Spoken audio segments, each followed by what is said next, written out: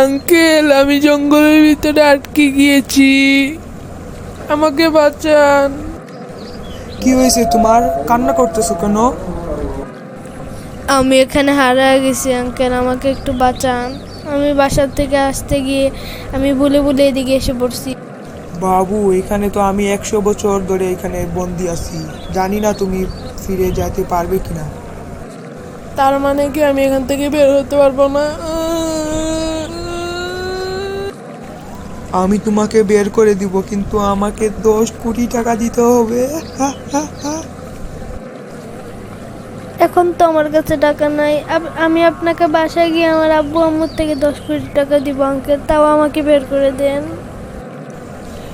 আরে ওইটা কি জানে, আমি তো এখানে 100 বছর ধরে আছি, আমি রাস্তা জানলে তো চলেই যেতাম।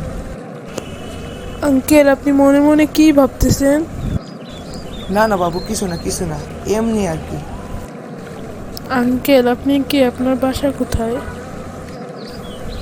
আসলে বাবু, আমি এইখানে মাছ ধরতেছিলাম নদীর পাশে, আস্তে আস্তে এইখানে আমারে একজন ডাকতেছিল, মনে করছে হেল্প করা লাগবে, তার জন্য আসছি, এখানে গিয়ে হারিয়ে গেছি।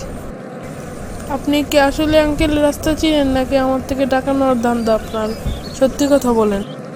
আসলে কি বাবু, আমি আসলে রাস্তাটা চিনি না, তোমার কাছ থেকে টাকা নেওয়ার জন্য এরকম বলছিলাম, বুঝছো?